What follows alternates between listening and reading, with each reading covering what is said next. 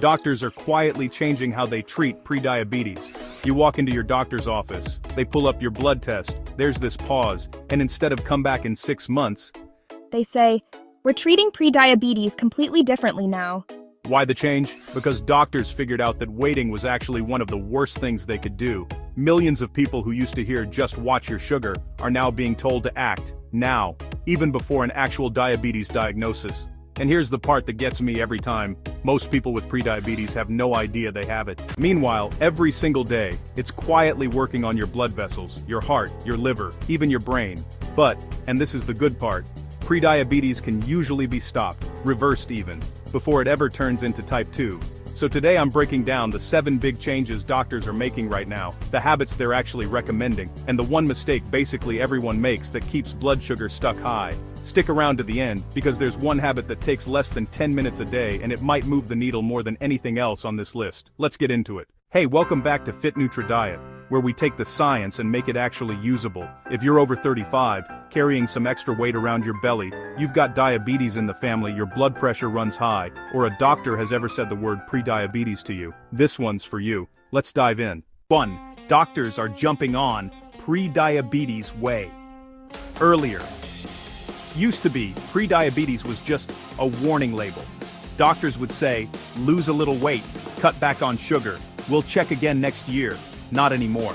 Turns out the damage starts way before you ever get the official diabetes diagnosis. High blood sugar is already messing with your blood vessels, your nerves, your kidneys, your heart, quietly, in the background. So doctors stopped waiting, they're pushing patients to make changes right away. Because the earlier you move, the better your odds of dodging diabetes altogether. Think of it like smelling smoke in the house. You don't wait for the fire, you put it out while it's still small.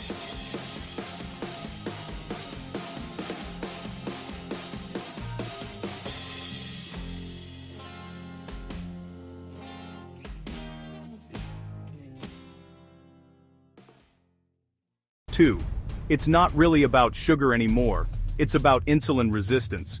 Here's something most people never hear their whole lives: sugar isn't actually the villain here, insulin resistance is. Think of insulin as a key, and your cells as the locks. Over time, those locks get rusty. The key still technically works, but it takes a lot more effort to turn, so your body starts pumping out more and more insulin just to keep things running. Eventually your pancreas gets worn out, blood sugar creeps up, and boom, that's prediabetes. That's why the conversation has shifted. It's less "stop eating dessert" and more "let's fix how your body actually responds to insulin."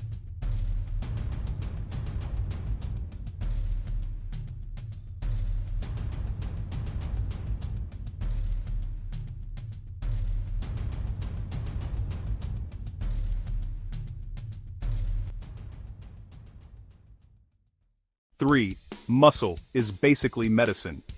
Now this one surprises people every time I bring it up. Your muscles act like sponges for sugar. Every time they contract, they pull glucose straight out of your bloodstream.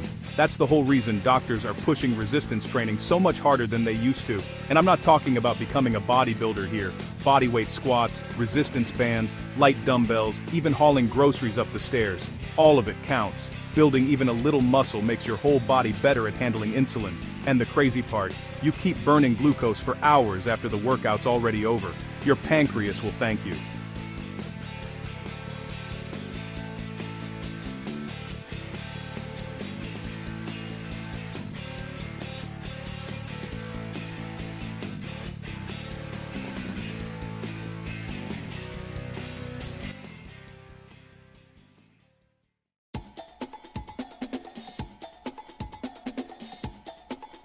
Okay, quick one. If I told you there was a medicine that's completely free, has 0 side effects, improves blood sugar, helps digestion, supports weight loss, and even lowers stress, would you take it? It's walking.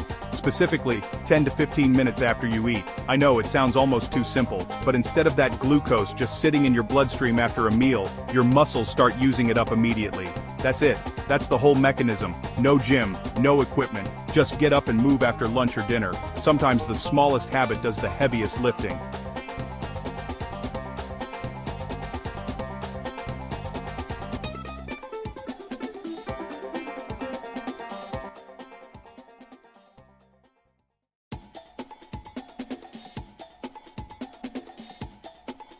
I've been there. Eating clean, working out, cutting sugar, and still watching your numbers not budge. And it's maddening. A lot of the time, it's the sleep. Poor sleep spikes cortisol, your main stress hormone. Higher cortisol tells your liver to dump more glucose into your blood, and it makes your cells less responsive to insulin on top of that. Even just one bad night can knock down your insulin sensitivity the next day. That's why a lot of doctors are now asking about sleep before they even bring up medication. Sleep isn't laziness, it's repair work.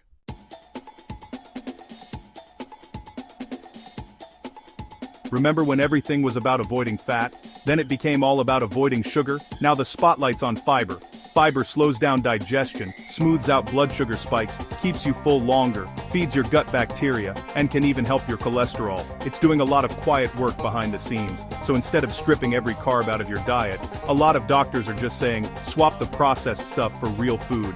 Think beans, lentils, oats, berries, apples, broccoli, leafy greens, small swap, big payoff. 7. One size fits all. Advice is officially dead.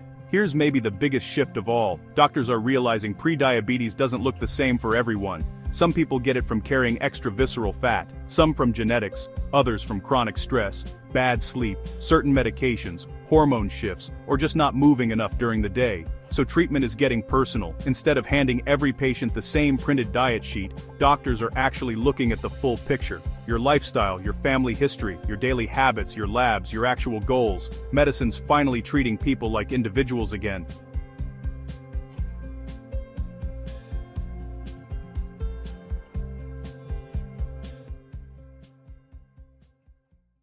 What you should actually start doing today. If you've been told you're pre-diabetic, take a breath. Don't panic, just start here. Walk 10-15 minutes after meals. Build a little muscle 2 to 3 times a week.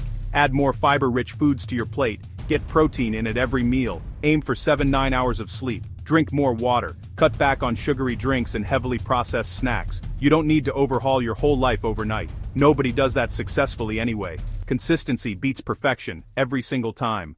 Here's what I want you to walk away with. Prediabetes isn't a life sentence, it's a warning, and honestly, it's a second chance. Doctors aren't changing how they treat this because diabetes suddenly got harder to manage. They're changing it because they know something genuinely hopeful. The earlier you act, the more likely you are to avoid diabetes completely. So your next meal, your next walk, your next workout, any one of those could be the small thing that protects your heart, your kidneys, your eyes, your brain, your future. If this one hit home for you, drop a thumbs up. It genuinely helps get this in front of more people who need it. I want to hear from you too. Have you ever been told you're pre-diabetic, or are you working to prevent it? What's been your biggest challenge? Drop it in the comments. Your story might be exactly what someone else needs to read today. And if you're serious about taking your health into your own hands, hit subscribe and turn on notifications. Every week I'm breaking down science-backed nutrition and real, doable habits to help you feel stronger and live longer. Thanks for hanging out with me today. Stay healthy, and I'll catch you in the next one.